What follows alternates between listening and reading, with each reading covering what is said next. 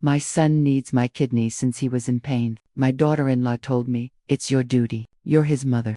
The doctor was already getting ready to operate on me when suddenly my 9-year-old grandson came running into the room and yelled, "Grandma, I'll tell the truth about why my dad really needs your kidney." The entire medical team froze. I'm glad you're here. If you're watching this video, hit the like button, subscribe to the channel, and tell me in the comments where you're listening to my story of revenge from. I want to know how far it has traveled. I'm lying on the cold steel of the operating table. The white light of the surgical lamp is blinding my eyes. It's so bright, I want to squeeze them shut with all my might, but I can't. My whole body is stiff. And it's not from the cold. It's from a suffocating feeling as if fate itself is squeezing my neck. The steady beep-beep of the heart monitor is a constant rhythm, but each beat is like a hammer striking my head. I can hear every sound in the room with crystal clarity. The metallic clinking of instruments as the nurse arranges them, the rustle of paper as Dr. Evans reviews my file, and even the faint whispers from the other side of the glass where my daughter-in-law Rebecca is with her parents. I try to lift my gaze toward the opaque glass. There's Rebecca, her arms crossed over her chest with a gaze as sharp as a razor blade. She's whispering something to her parents, but her eyes never leave me. It's as if she's giving me an order. Sign it now. Do it. Don't hesitate. I've already signed the consent form to donate my kidney to my son Adam. That paper must be somewhere on the doctor's desk now. My shaky signature and unchangeable commitment. The nurse holds the syringe, and the anesthesia gleams under the light. I close my eyes. I try to take a deep breath, but my chest feels as heavy as lead. I think of Adam, my oldest son, whom I raised and sacrificed my whole life to protect. He's in the room next door, weak, waiting for my kidney to survive. I tell myself, this is the right thing to do. I have to do that because I'm a mother. But why is my spirit feeling so empty? This nameless anxiety. Suddenly, a thunderous noise startles me. The operating room door bursts open, and a gust of cold air rushes in, making the instrument tray on the table shake and clink. The entire room seems to hold its breath. I open my eyes, trying to lift my head, even though the straps are holding me tight. My 9-year-old grandson, Mario, rushes in like a small whirlwind. His sneakers are covered in mud, his school uniform is wrinkled, and his little chest is heaving as he gasps for air. Behind him, a terrified nurse is chasing him, shouting, "Child, you can't come in here." My God, stop! But Mario doesn't stop. He runs straight toward me, his big round eyes filled with fear,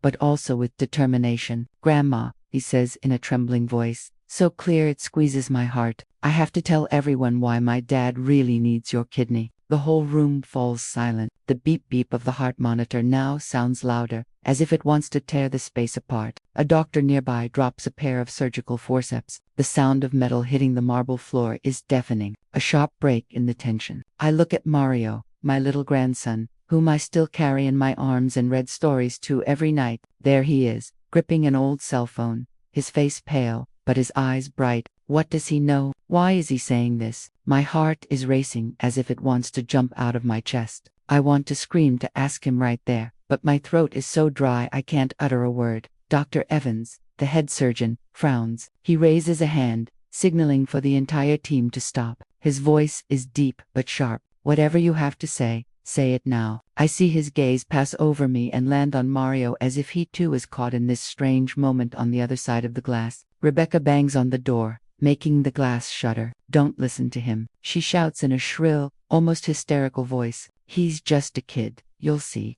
But Rebecca's look is no longer cold. It's trembling with panic as if a secret is about to be revealed. Mario doesn't look at his mom. He only looks at me, gripping the cell phone in his small hands so tightly his knuckles turn white. He takes a deep breath, as if gathering all the courage in his life. I want to sit up, to hug him, to tell him not to be afraid, but I can't move. I can only look, and in my little grandson's eyes, I see a pain, a truth he's trying to bring to light. In that instant, as the whole room holds its breath, memories of the past flood my mind like an avalanche, of those days when I thought my family was a closed circle full of love and trust. I remember my old house in Chicago, where every corner smelled of disinfectant, a scent I'd become so used to, I didn't even notice it. I'm 67 years old, but sometimes I feel much older, as if time stole my vitality a long time ago. My husband Joe has been bedridden for more than 10 years. He sits in his old wheelchair, its wheels squeaking every time I push him into the backyard for some air. He hardly ever talks. Only every now and then does he let out a sigh, his gaze lost in nothingness. Once I took his hand and asked him, "Joe,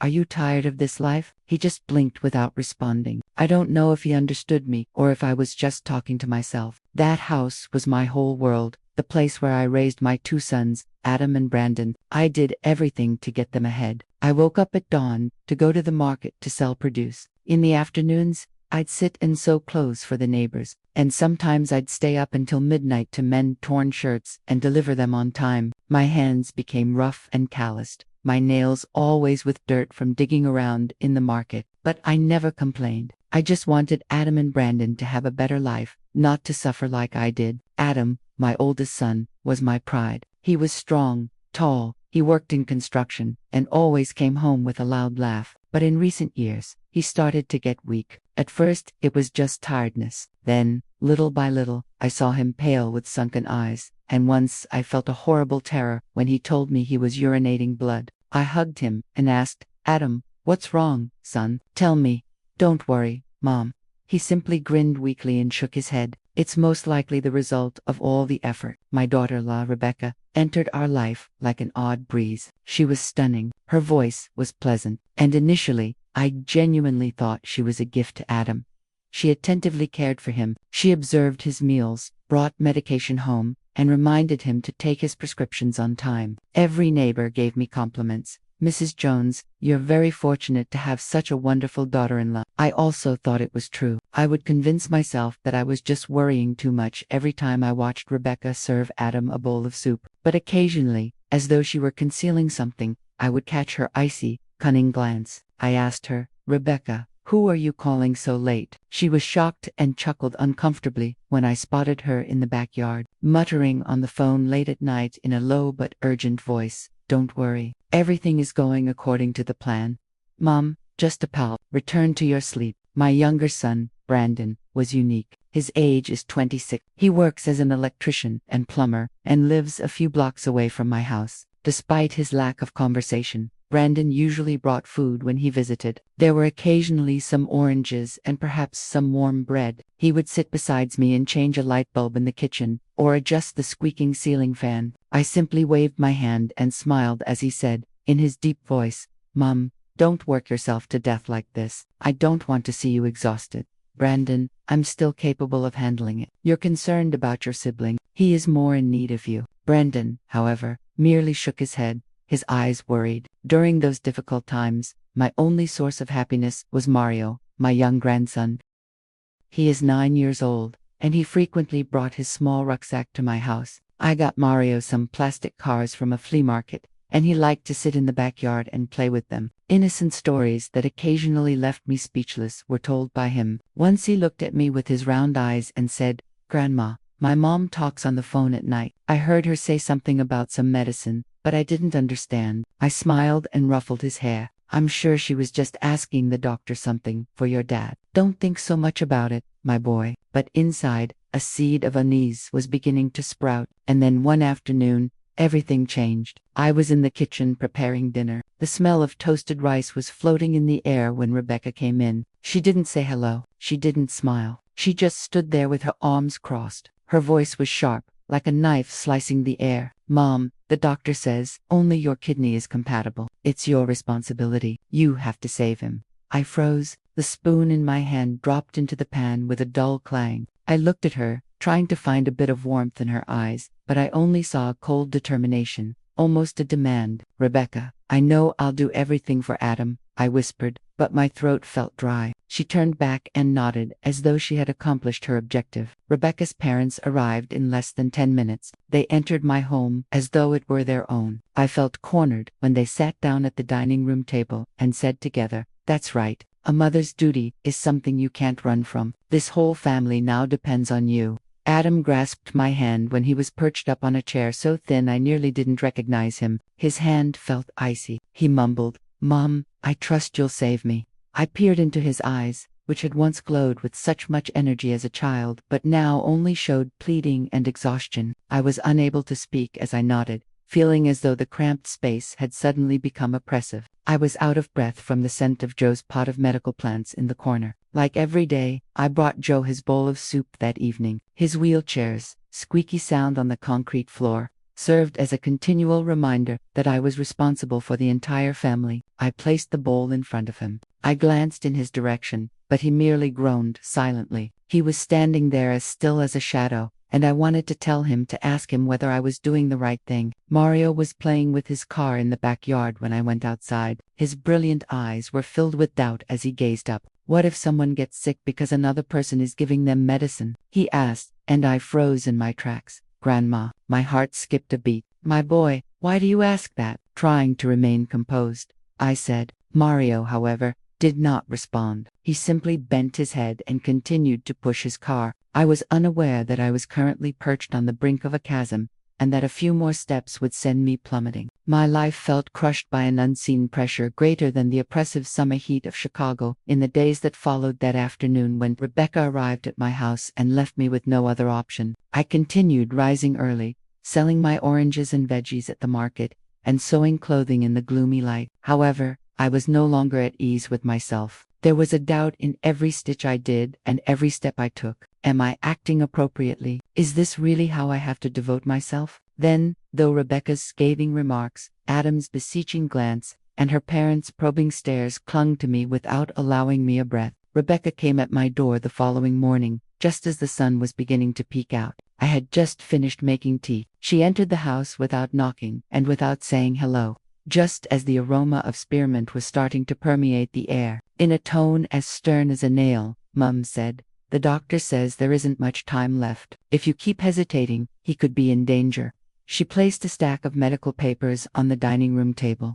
White pages with signatures and numbers I couldn't quite make out. As though instructing a kid, she indicated each line. "This makes it very evident that you are the only one who is compatible. He cannot be saved by anyone else." I held the teapot while I stood there. My fingers were burning from the hot water, but I was oblivious to the discomfort. As I began to sweep the house to get away from Rebecca's stare, all I could hear was the broom scraping the concrete. I said, my voice barely audible, "I heard you. I'll go to any lengths for Adam." However, I was being weighed down by a large boulder inside, which made me want to scream and flee. I continued to sweep. Rebecca's comments were drowned out by the broom's melancholic cadence. However, she continued. She simply remained there, observing me, as like she thought I would accept again to make sure I wouldn't dare say no. I sat in a chair with my hands over my face after she was gone. Adam came to mind, and I remembered how he used to run after me at the market when he was younger, clinging to my skirt and laughing aloud.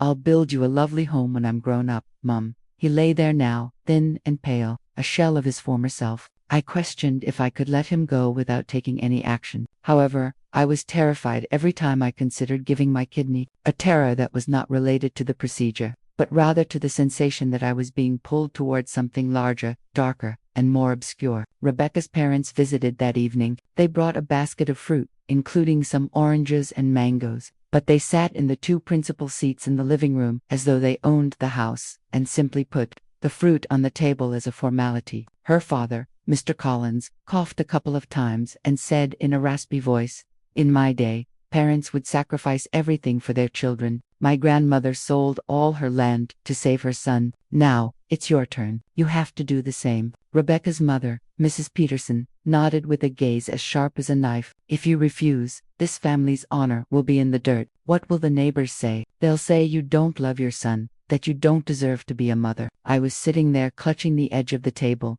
feeling cornered in a dark corner. I wanted to say something to ask them why all the burden was on me, but I couldn't open my mouth. I just lowered my head and nodded slightly like an automaton. Dinner that night was as heavy as a funeral. Rebecca, with a fake charm, put a piece of chicken on my plate, but her voice was cold. "Mom, save your strength for the surgery." I looked at the chicken on my plate, but I couldn't swallow. Adam was sitting in front of me, his face gaunt and his eyes sunken. He tried to smile weakly. "Mom, I know you'll save me. Just like all the times you saved me when I was a kid." His words were like a stab to my heart. I remembered the days when he had a high fever and I'd stay up all night wiping him down with wet cloths. Or the times he fell off his bike and I'd run to bandage his wounds. I was always there. I was always the mother willing to do anything. But this time, why did I feel so afraid? Brandon was sitting in a corner of the table, silent as a shadow. He didn't eat. He just stirred the spoon in his bowl of soup,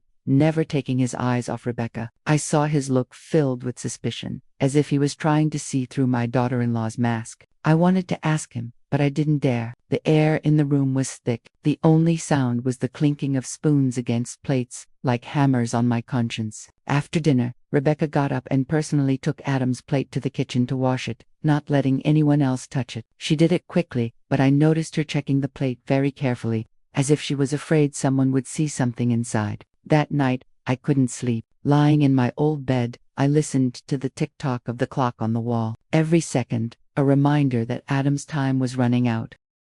I got up and walked down the hall to get a glass of water. Then I heard whispers from Adam in Rebecca's room. I stopped, standing in the dark, holding my breath. Rebecca's voice was low but clear. "Yes, after the transplant, we'll have all the data. Don't worry, she won't dare refuse." I stood there, my heart pounding. My hands were trembling so much, I had to lean on the wall so I wouldn't fall. Data, what were they talking about? I wanted to knock on the door, confront her, but right at that moment, Rebecca opened it. She was startled to see me and then smiled falsely. "Still up, Mom. I was just calling to ask about his medicine." I nodded and turned away, but I felt as if thorns had been plunged into my heart. Rebecca's smile, her voice, everything was false, like a mask hiding something terrible. In the days that followed the tense conversation with Rebecca and her parents, I felt like I was living in a foggy dream, where everything familiar was becoming strange and terrifying. I continued with my daily tasks, going to the market to sell, sewing clothes, feeding my husband Joe, but every action was mechanical, soulless. My heart was heavy, as if a black cloud hung over my head, and Rebecca's words, Adam's pleading gaze, they spun in my mind without giving me a second of peace. But then one afternoon, when Mario, my 9-year-old grandson, came over, the first crack appeared in the wall of trust I was trying to keep standing. Mario came in with his sneakers stained with mud and his little hands still sticky from art class paint. He left his old backpack in a corner, sat on the floor, and took out the plastic car I had bought him at the flea market last year. I looked at him, trying to smile, but my mind was in a jumble. Mario had always been a little light in my dark days, with his innocent stories and his crystalline laugh. But that day, he didn't smile. He pushed the car back and forth on the floor with a lost look, and suddenly, he lifted his head and stared at me. "Grandma," he said in a low but clear voice. The spoon in my hand nearly collapsed, but I was able to hang on to it while shaking. What if my dad isn't sick because of life, but because someone is giving him medicine on purpose? I was startled as if I had been slapped. I tried to sound calm as I asked, "Why do you say that, Mario?" But my heart was racing. I gazed into his eyes, which were so clear yet filled with a concern that seemed out of proportion to his age. Mario took a while to respond. I noticed him clenching his hand as though he were holding something back. But he bent his head and continued to play with his car. I wanted to give him a hug so I could ask him more, but all I could do was laugh nervously. "My son, you're thinking too much. The physicians are treating your dad's illness." However, Mario didn't return my fake smile. He merely gazed at me. He quietly grabbed his backpack, and sprinted home. Mario's query caused doubt to spread like a stone dropped into a serene lake in my heart. Unable to focus, I remained in my tiny kitchen, staring at the veggies on the table. I remembered Adam, the medication bottles Rebecca usually delivered, and how she was in charge of everything pertaining to my son. I told myself that I was most likely dreaming. Adam's wife was named Rebecca. She cherished him. She wouldn't do him any harm. But I had a gut feeling that something wasn't quite right. Brandon said he was going to fix the kitchen light that had been flickering the previous evening when he arrived that afternoon with his toolbox. The entire kitchen was illuminated by the new light bulb as I watched him mount the ladder and twist and tighten everything. However,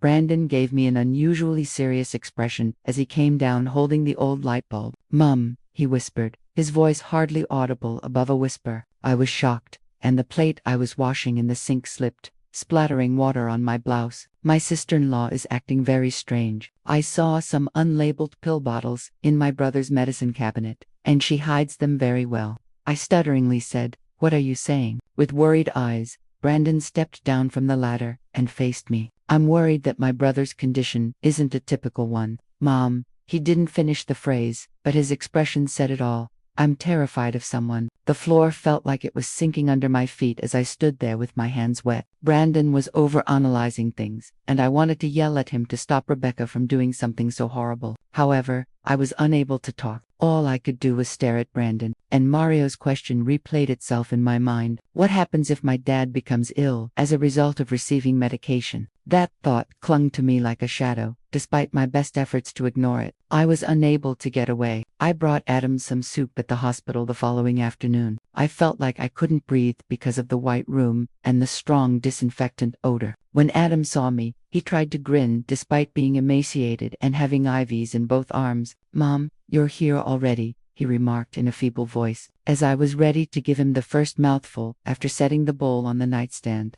I noticed Rebecca standing next to the bed with a glass of water. Inconspicuously, she threw a curiously colored pill into the glass, a movement so quick that I wouldn't have noticed it if I hadn't been paying close attention. She was frightened and spilled some water on the floor when I walked in. I tried to sound cool as I said, "What pill is that, Rebecca?" A strange smile crossed her lips. I nodded, but my spine tingled as I heard the doctor say, "It's a supplement for his kidney. The doctor prescribed it." I couldn't remain composed. Adam completed his meal, and I went to find the middle-aged, thick-glassed doctor who was on call. "Doctor," I said in a voice that was shaking, "have you given Adam any new kidney supplements?" Startled, he looked at the file. "No, nothing new has been prescribed by us. The medication is adequate right now." I was stunned by his response. My thoughts were blank as I stood in the hospital hallway and listened to the announcements over the loudspeaker. Rebecca was lying. Which pill was it? Why was it necessary for her to conceal it? Mario returned to my residence around dusk. He didn't play with his car this time. He grabbed an old cell phone from his backpack that had a shattered screen and sat down in a chair. "Grandma," he said in a stern yet quiet voice. He handed me the phone after typing something, saying, "I want you to listen to this." A tape began to play. It was Rebecca's voice, distinct but in a whisper. "The test results will be flawless following the transplant. She won't dare say no, so don't worry." I let the phone drop. My hands were trembling wildly. My tiny grandson Mario's eyes were red when I gazed at him, as though he shared my fear. His voice was caught in a choke. "I found it on my mom's old phone," he muttered. Trying not to cry, I gave Mario a hug and said, "I don't know what it is, but I thought you should know. You're so brave, my boy," I muttered. But inside, everything was falling apart. Test results. What was Rebecca talking about? I thought of Adam, of the unlabeled bottles, of Brandon's suspicious look, of the strange colored pill in the glass of water. They were loose pieces of a puzzle, but little by little, they were fitting together, forming a picture I didn't dare look at directly. That night, I didn't sleep. I sat in my silent house, listening to the tick-tock of the clock. Every second, a reminder that Adam's time was running out. One morning, I went to the hospital carrying an old plastic container with hot food. The smell of rice and stewed meat escaped from the edges. Adam's room was white, cold, and the smell of disinfectant was so strong I had a hard time breathing. I had gotten used to that environment, but that day I felt it pressing on my chest. Adam was lying there with sunken eyes and a pale face, but he still tried to smile when he saw me. "Mom, you're here so early." Adam looked at me with eyes clouded by exhaustion, but he still managed to say, "Mom, I owe you my life." His words broke my heart like a dagger to the chest. But then Brandon jumped up and hit the table hard. The bang made the teacups vibrate. "No," he shouted, his voice shaking with anger. "Mom, are you blind? You're giving up yourself for a cunning scheme." Rebecca sprang up and pointed at Brandon, yelling, "What are you saying? She's using you, and she's using my brother, Adam." The room grew quiet, but for the buzzing of a mosquito near the light bulb. "You have no right to accuse me. I do everything for my husband." But Brandon didn't back down. He came closer, his gaze on fire. "Accuse you? And what about those unlabeled bottles and those midnight calls? Mom, you can't let them deceive you." I looked at Brandon, then at Rebecca, and finally at Adam. I wanted to say something to ask Brandon to calm down, but I couldn't. I just looked away, feeling as if the whole world was coming down on me. That night, I sat alone in my small room in front of the old wooden table. The oil lamp flickered. Its dim light illuminated the trembling words I was writing in my will. I wrote that the little house would go to Brandon, and some of my few valuables to Mario. Every stroke was like a cut in my soul. I didn't know if I'd survive the operation, but I wanted to be prepared to leave something for those I loved. Joe was sitting motionless in his wheelchair in a corner, watching me with his lifeless eyes. I saw his hand tremble as if he wanted to say something but couldn't. I looked at him, and tears rolled down my cheeks. Joe, I have to do it right. I have to save Adam. He didn't answer. He just blinked, and 2 tears fell down his gaunt cheeks. I folded the will and put it at the bottom of an old wooden box where I kept memories of my wedding. Outside, the rain poured, mixing with the sound of my own sobs. Early in the morning, when the sky was still dark and the fog clung to the little streets leading to the hospital, I was lying on a gurney in an ambulance. I was clutching a small fabric bag with a change of clothes and an embroidered handkerchief I'd had since my wedding day. The ambulance siren howled, but I no longer paid attention. The streetlights filtered through the window, blurred like my broken dreams. I closed my eyes and tried to breathe, but my chest felt heavy. Today was the day I would donate my kidney to Adam, my son. I had already decided. I had written my will. I had prepared myself mentally, but my heart was still in knots, as if I were entering a nightmare I couldn't wake up from. When the ambulance stopped, a nurse pushed the gurney down an endless hospital hallway. The screeching of the wheels on the tiled floor was like a hammer hitting my head. Rebecca was walking right behind me. Her steps were light but firm, like those of a guard. "Don't worry, Mom," she said in a low but sharp voice. "After the surgery, everything will be fine." I looked at her out of the corner of my eye and saw a flash of triumph in her eyes, as if she had already secured her victory. Her smile gave me a chill, not from cold, but from the feeling that I was being led into a plan where I was just a pawn without a will. At the reception, Rebecca's parents, Mr. Collins and Mrs. Peterson, were already there. They were dressed up, Mr. Collins in an old but well-yarned suit, and Mrs. Peterson in a bright red dress, as if they were coming to a big event and not to a surgery. They took Rebecca by the arm and greeted the doctors with an exaggerated friendliness, as if they had known each other all their lives. I heard Mrs. Peterson laugh loudly as she said to a young doctor, "Thank you for all your support, doctor. We won't forget this favor." I stood there clutching my fabric bag, feeling like a stranger in my own story. Adam had already been taken to a waiting room. They allowed me to see him before I went into the operating room. The small room was cold and his skinny arms were full of IV. His face was pale, his eyes sunken, but when he saw me, he tried to smile weakly. "Mom, thank you," he whispered, his voice broken by exhaustion. I took his hand. It was freezing and I felt like crying. "Adam, I'll do everything to make you get better," I told him, but my voice trembled as if I were trying to convince myself. I looked into my son's eyes. I saw an absolute trust in them and wondered, am I doing the right thing? Or am I risking my life for something I don't fully understand? Suddenly, Brandon came running in with his hands still stained with grease from work. He was gasping. His shirt was soaked with sweat, as if he had run a long distance. "Mom, don't do it," he said, almost pleading as he grabbed me by the shoulders. I looked at Brandon and said, "Please don't donate the kidney. Something isn't right." I could see the anger and worry in his fiery eyes. I wanted to let him know that I had already made up my mind that Adam couldn't die. However, the words would not come. I simply placed my palm over his, gave it a light squeeze, and let the nurse to carry me away. I didn't turn around, but Brandon was standing there helpless, yelling behind me, "Mom, listen to me." I was terrified that I might collapse if I looked into Brandon's eyes, so I dared not turn around. The hospital corridor was lengthy and chilly. I felt sick from the overpowering disinfectant odor. A voice over the loudspeakers sounded impersonal. "Get ready for a kidney transplant in operating room number 3. A nurse put a mask and a cap on me as they led me to a changing room. I was reminded that I was going to lose a portion of my body by the chilly blue gown they put on me. I turned to face the mirror. I noticed my thin face and the black rings around my eyes. "Mary, what are you doing? Are you sure this is the right thing to do?" I asked myself, but then I clenched my teeth and continued after picturing Adam on the hospital bed. I noticed Rebecca and Mrs. Peterson conversing with an unidentified man while they stood by a glass window as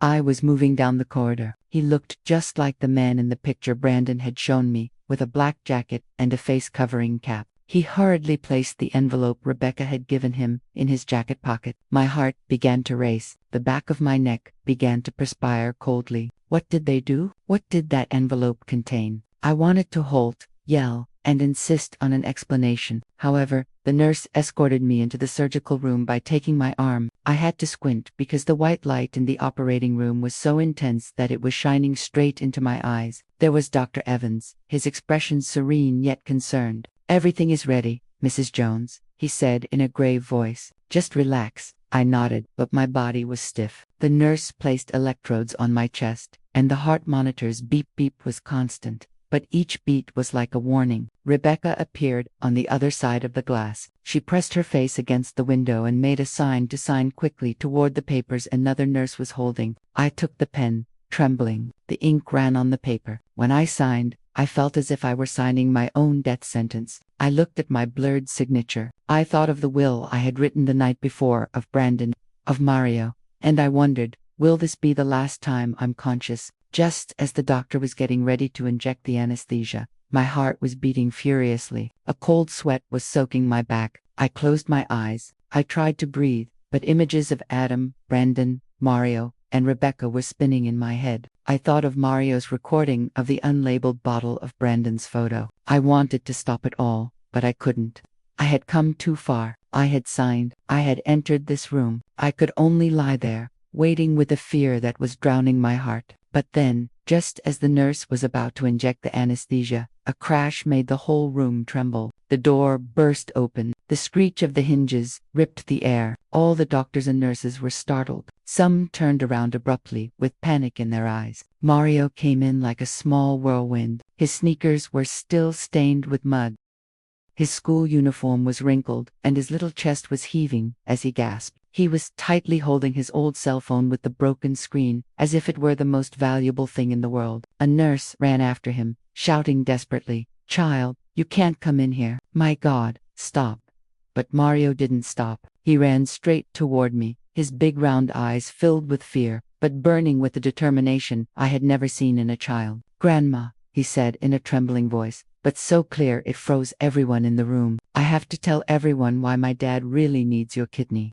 His words were like a bomb that exploded in my head. I held my breath. My heart seemed to stop. The operating room fell into an absolute silence, broken only by the beep-beep of the heart monitor, which now sounded louder, as if it wanted to shatter the stillness. A nearby doctor dropped a pair of surgical forceps. The metallic sound against the marble floor was deafening. A sharp cut in the tense air.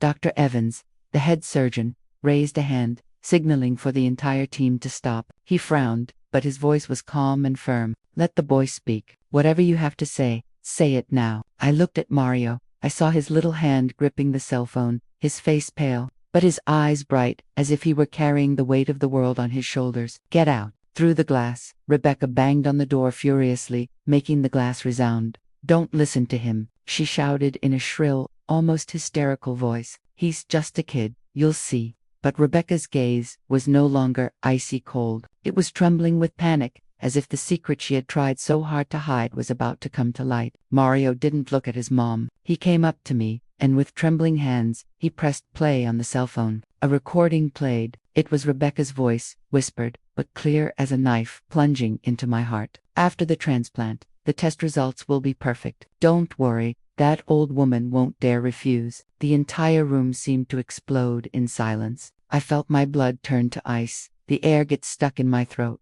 Dr. Evans turned abruptly to look at me, his eyes wide with amazement. "Stop," he ordered in a voice as sharp as a scalpel. "Stop all preparations right now." A nurse quickly withdrew the syringe. The others stood motionless, not daring to move. Rebecca, on the other side of the glass, let out a scream and hit the door. "It's not true. She made it all up. This child is being manipulated." But her voice broke as if even she didn't believe her own words. I looked at Mario and saw him burst into tears, but he was still clinging to the cell phone, as if it were the last piece of evidence to save me. "I have a video, too," he said, his voice choked. "It's when my mom and grandparents are talking about selling medicines." He played a video and the image appeared on the small screen. Rebecca and Mrs. Peterson in the packing lot exchanging an envelope with the unknown man I had seen before.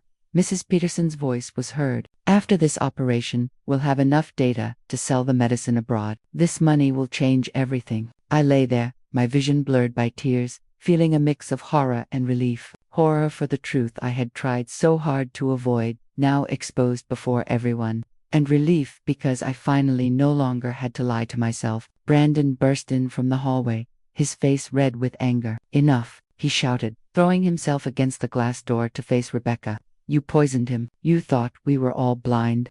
Before anyone could react, Brandon raised his hand and slapped Rebecca. The dry sound echoed down the hallway, making Mrs. Peterson scream. "How dare you hit my daughter?" But Brandon didn't stop. He pointed at Rebecca, his voice trembling with rage. "What medicines have you been giving him? What did you do to my brother Adam?" Rebecca put a hand to her cheek. Tears were streaming down her face, but in her eyes, I saw no regret, only the panic of someone who has been discovered. "You're crazy," she yelled, turning to Dr. Evans. "Don't listen to them. They're slandering me." But Dr. Evans didn't answer. He turned pale and addressed a nurse. "This is no longer a surgery. It's a crime scene. Call the police now." A nurse ran out while the others stood there looking at each other in confusion. I lay there feeling the world crumble. Tears were rolling down my cheeks, but I didn't wipe them away. I looked at Mario, my little grandson, who had bravely burst into the operating room to save me. I looked at Brandon, my younger son, who had tried to protect me at all costs. And I thought of Adam, my son,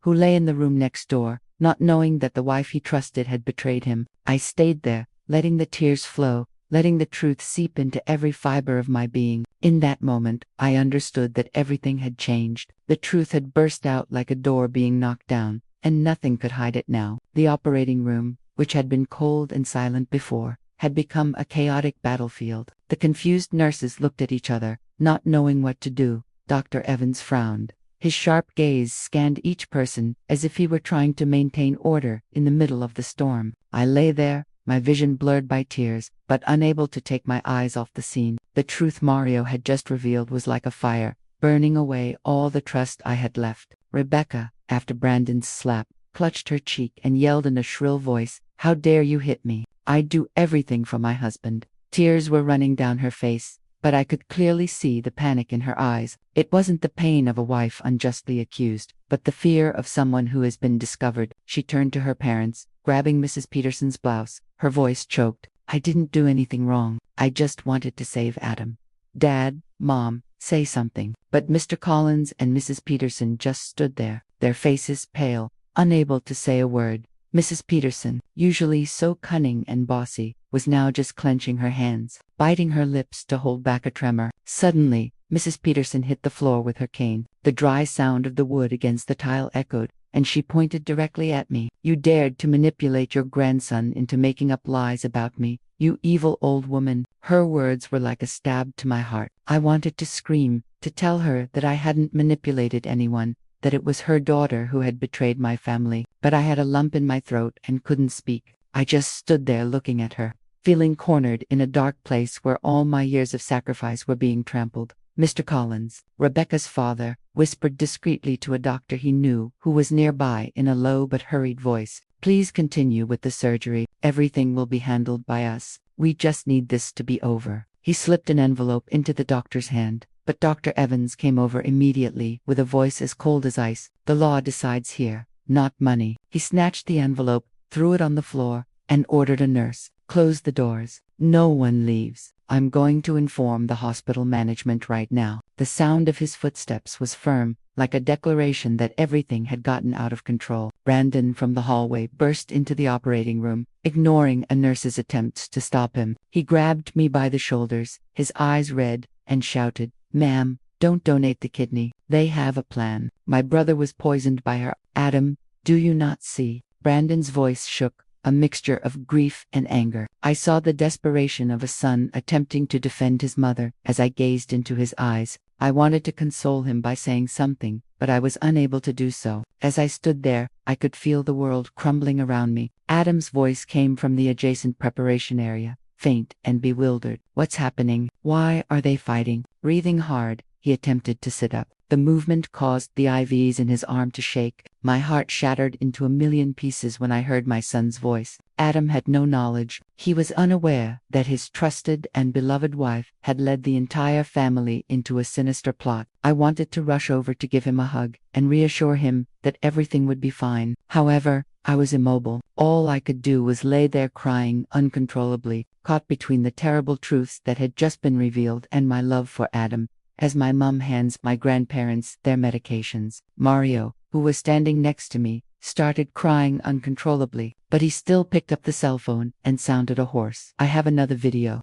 The image showed on the small screen when he played the tape. In the parking lot, Rebecca and Mrs. Peterson are interacting with the unidentified man. The voice of Mrs. Peterson was chilly and clear. "We can sell the medication overseas if the transplant goes well. We may use that money to launder all of the illicit gains." There was silence in the room. A nurse's eyes widened in terror, and she covered her lips. Dr. Evans was motionless, holding on to the file as though trying to control his fury.